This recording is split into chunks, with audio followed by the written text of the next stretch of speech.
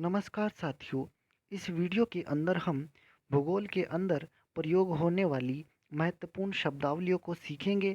जैसे पर्वत, पठार, मैदान, नदी, झील, तालाब, खाड़ी, प्रायद्वीप, महाद्वीप, उपमहाद्वीप इत्यादि ये शब्द क्या होते हैं, इन सब को आज हम विस्तार से देखेंगे। और इस वीडियो को देखने के बाद आपको भूगोल के बारे में एक गहरी समझ विकसित हो जाएगी। तो सबसे पहले तो हम बात करते हैं कि भूगोल क्या होता है। देखते हैं भूगोल। भूगोल जो है वह शास्त्र है जिसके द्वारा पृथ्वी के ऊपरी स्वरूप और उसके प्राकृतिक विभागों जैसे पहाड़, महादेश, देश, नगर, नदी, समुद्र, झील, जलडमरू मध्य, उपत्यका, अधित्यका, वन आदि का हमें ज्ञान होता है। इसको हम भूगोल कहते हैं। जो हमारी पृथ्वी है, पृथ्वी की सतह पर जो विशेष स्थान है, उनकी समताओं और विषमताओं का कारण और उनका स्पष्टीकरण जो होता है वो भूगोल का निजी क्षेत्र है। भूगोल शब्द दो शब्दों से मिलकर बना है, भू प्लस गोल। भू का अर्थ होता है पृथ्वी और गोल यानी कि राउंड, और हमारी पृथ्वी गोल होती है। अब हम बात करते हैं भूगोल की परिभाषा की। तो जो भूगोल की परिभाषा है, भूगोल पृथ्वी की झलक को स्वर्ग में देखने वाला आभामय विज्ञान है। ये किसने दी है? ये दी है क्लॉडियस टोल्मी ने। कहा है कि भूगोल पृथ्वी की झलक को स्वर्ग में देखने वाला आभामय विज्ञान है। दूसरी परिभाषा देखते हैं। भूगोल एक ऐसा स्वतंत्र विषय है। भूगोल एक ऐसा स्वतंत्र विषय है जिसका उद्देश्य लोगों को इस विश्व का, आकाशीय पिंडों का, स्थल, महासागर, जीव जंतुओं, वनस्पतियों, फलों तथा और क्या चीज आएगी इसके अंदर, तथा भूधरातल, जो हमारी पृथ्वी है उसका भूधरातल के अक्षेत्रों में देखी जाने वाली प्रत्येक अन्य वस्तु का ज्ञान प्राप्त कराना है। ये किसने कहा है? इस ट्रेबो के अनुसार ये परिभाषा है। अब हम बात करते हैं। सबसे पहली हमारी शब्दावली है द्वीप। द्वीप क्या होते हैं? तो एक बार आप इस चित्र को देख लीजिए, आपको समझ आ जाएगा। तो जो हमारे द्वीप होते हैं, देखिए ध्यान से, ये द्वीप का चित्र है। इसमें आपको क्या दिखाया गया है? बीच में तो एक भूभाग है और इसके चारों ओर क्या है? आपको क्या नजर आ रहा है? पानी। चारों ओर पानी। तो स्थल खंड का वह भूभाग जिसके चारों ओर पानी होता है उसको हम द्वीप कहते हैं। एक बार देख लीजिए परिभाषा में इसकी क्या लिखा है। तो जो हमारे द्वीप होते हैं, द्वीप स्थल खंड के ऐसे भाग होते हैं जिनके चारों ओर जल का विस्तार पाया जाता है। आकार में द्वीप छोटे भी हो सकते हैं और बड़े भी हो सकते हैं। इनका आकार कुछ वर्ग किलोमीटर, कुछ वर्ग मीटर भी हो सकता है और कुछ वर्ग मीटर से लेकर हजारों वर्ग किलोमीटर तक इनका क्षेत्रफल हो सकता है। तो द्वीप क्या होते हैं? जिनके चारों ओर पानी होता है और बीच में स्थलखंड होते हैं। ये हमारे सामने एक द्वीप का चित्र है। अब हम नेक्स्ट बात करते हैं। नेक्स्ट हमारी जो शब्दावली है वो है द्वीप समूह। हमने द्वीप देख लिया है। द्वीप के बाद है द्वीप समूह। द्वीप समूह क्या होता है? द्वीप समूह किसी सागर, महासागर या झील में स्थित द्वीपों की एक श्रृंखला को कहते हैं। द्वीप समूह में क्या होते हैं? बहुत सारे द्वीप होते हैं और ये सब मिलकर द्वीप समूह का निर्माण करते हैं। जैसे उदाहरण के तौर पर अगर हम बात करें, भारत के अंडमान निकोबार द्वीप समूह है, लक्षद्वीप द्वीप समूह है। तो ये जो है ये द्वीप समूह का उदाहरण है। जैसे आप इस चित्र में देखिए, इस चित्र में आपको क्या दिखाई गया है? ये अंडमान निकोबार द्वीप समूह जो है, ये इसका एक चित्र है। तो द्वीप समूहों में क्या होते हैं? इसमें छोटे छोटे सैकड़ों, हजारों इस तरह से द्वीप होते हैं। तो ये क्या है? अंडमान निकोबार द्वीप समूह है। तो द्वीप समूह आपको समझ आ गया होगा। इसके बाद हम बात करते हैं प्रायद्वीप। प्रायद्वीप क्या होता है? तो अगर हम बात करें, प्रायद्वीप जो है उसका जो संस्कृत शब्द है प्रायद्वीप है। तो इसमें संस्कृत में दो शब्दों से मिलकर बना है, प्राय और द्वीप। और प्राय का मतलब होता है लगभग, और द्वीप आपको अभी समझ आ गया होगा। द्वीप का मतलब भूमि के ये भाग होते हैं। ठीक है, तो जो द्वीप के जैसा ही होता है, लगभग द्वीप के जैसा ही, पर थोड़ा सा अंतर है। प्रायद्वीप क्या होते हैं? भूमि के वे भाग होते हैं जिनके तीन तरफ जल होता है और एक और स्थल होता है। द्वीप में तो चारों ओर पानी ही होता है, लेकिन प्रायद्वीप में तीन तरफ पानी होता है और एक तरफ स्थल होता है।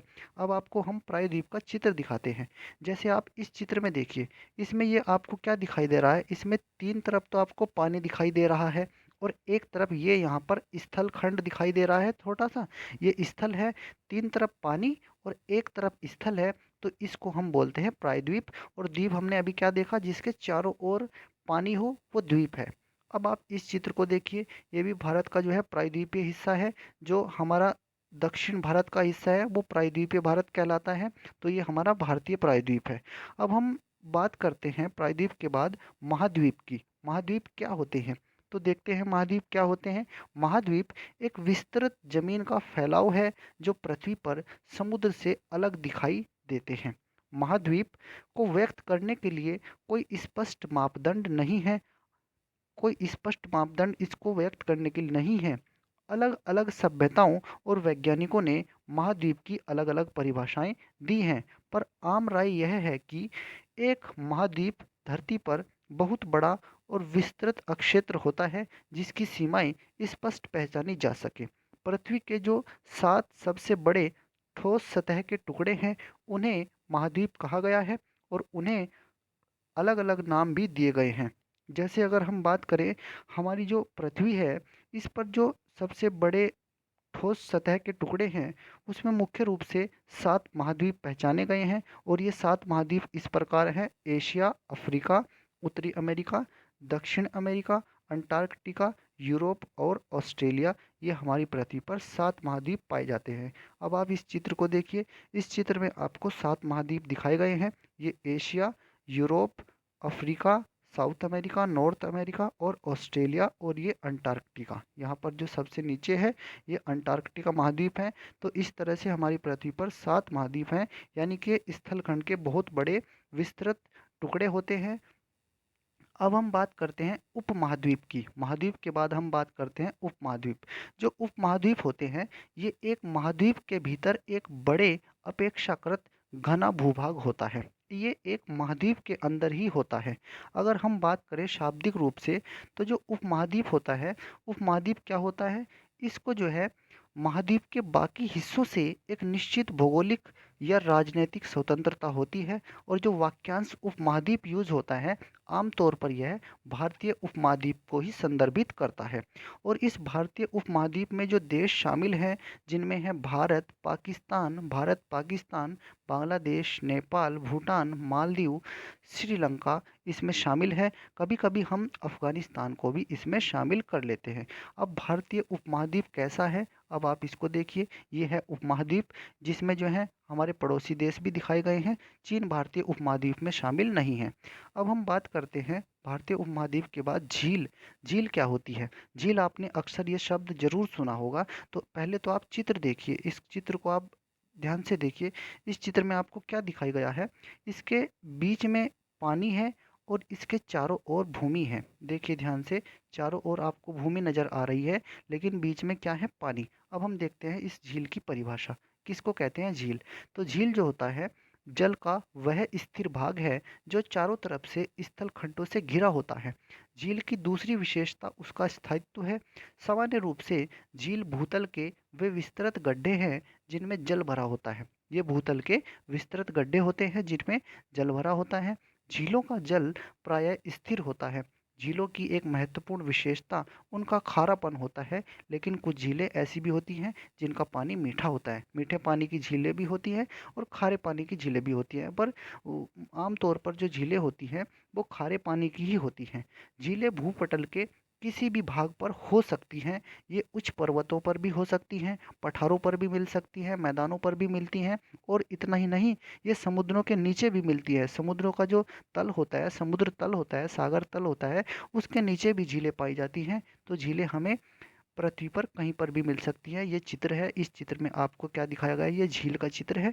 इसके चारों ओर स्थलखंड है और बीच में पानी भरा है, यानी कि झील एक पृथ्वी पर गहरा गड्ढा होता है जिसमें पानी भरा होता है। अब हम बात करते हैं खाड़ी। खाड़ी क्या होता है, ये शब्द भी आपने अक्सर करके सुना होगा, जैसे बंगाल की खाड़ी, खंबात की खाड़ी, इस तरह से मन्नार की खाड़ी, कच्छ की खाड़ी, ये शब्द आपने जरूर सुना होगा। पहले आप चित्र देखिए खाड़ी किसको बोलते हैं। अब इस चित्र में आपको क्या दिखाई पड़ रहा है, जो खाड़ी होती है, जैसे ये यहाँ पर गल्फ ऑफ ओमान है, ये ओमान की खाड़ी है। अब ये यहाँ पर देखिए, इसमें जो पानी है हमारा, पानी 3 तरफ से भूमि से गिरा है, बस एक तरफ भूमि नहीं है। पानी जो है 3 तरफ से भूमि से गिरा है, एक तरफ से जो है भूमि नहीं है। तो इस तरह के जो पानी का जो स्तर होता है, जैसे ये यहाँ पर क्या दिखाया गया है, जैसे आप इसको देखिए, ये यहाँ पर जो है, ये भी तीन तरफ भूमि है और एक तरफ पानी है। तो इस तरह की जो आकृति होती है, ये खाड़ी का निर्माण करती है।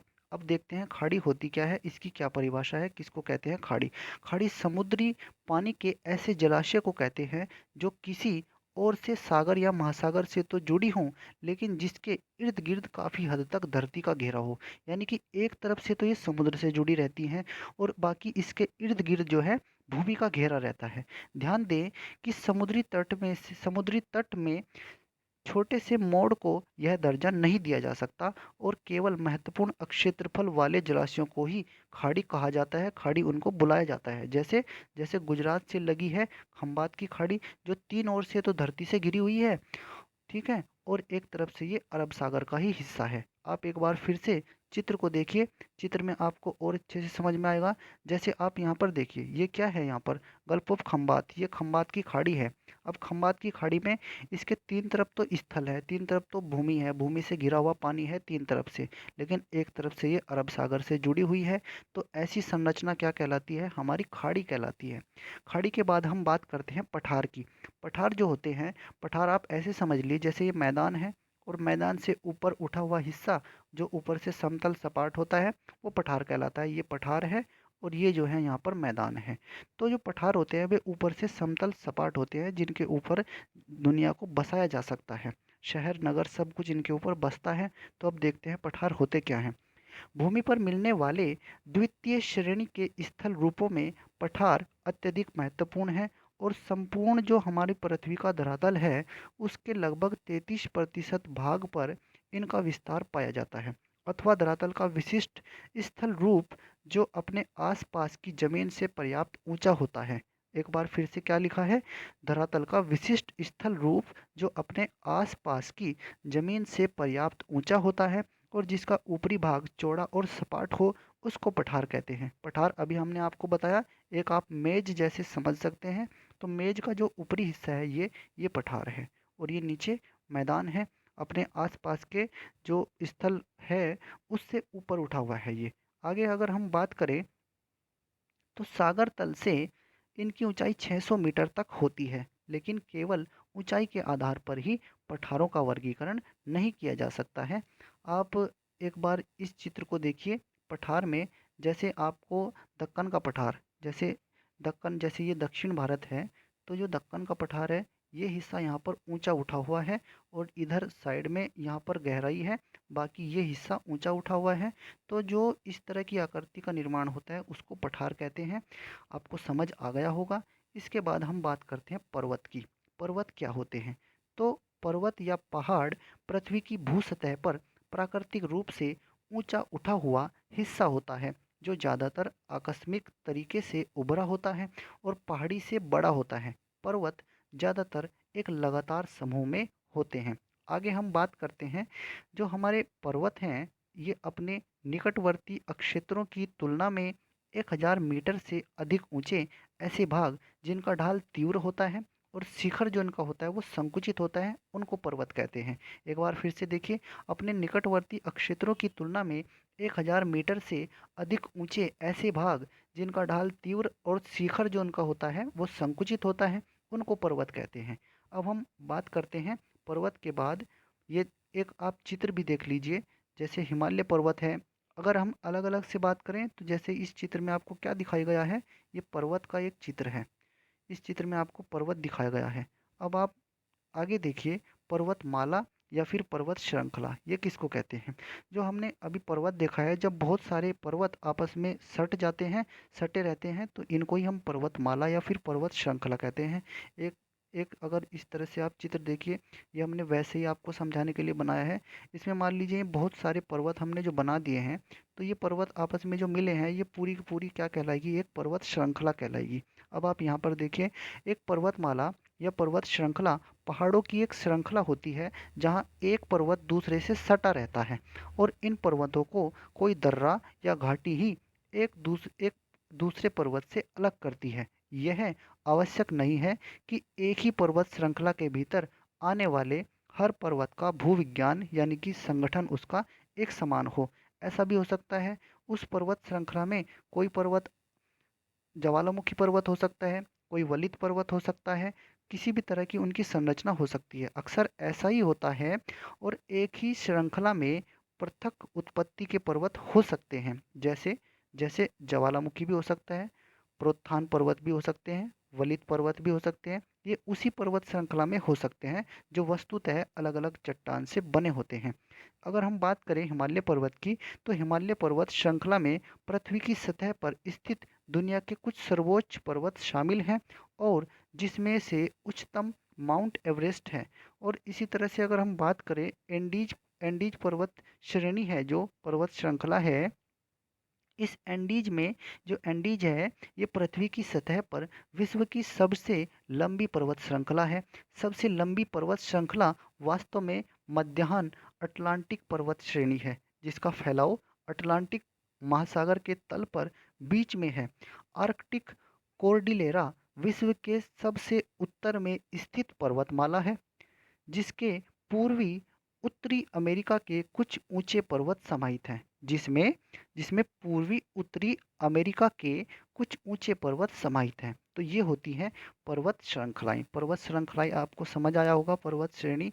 अब आप इस चित्र को देख लीजिए, इसमें जो है आपको बहुत सारी पर्वत श्रेणी दिखाई गई हैं। इसमें बहुत सारे पर्वत एक दूसरे से सटे हुए हैं और इस पर्वत जिस तरह से ये संरचना बनती है, इसी को ही कहते हैं पर्वतमाला या पर्वत श्रेणी या फिर पर्वत श्रृंखला। अब हम बात करते हैं मैदान क्या होते हैं। मैदान जो होते हैं वो समतल सपाट होते हैं और इनका ढाल लगभग ना के बराबर होता है। मैदान क्या होते हैं?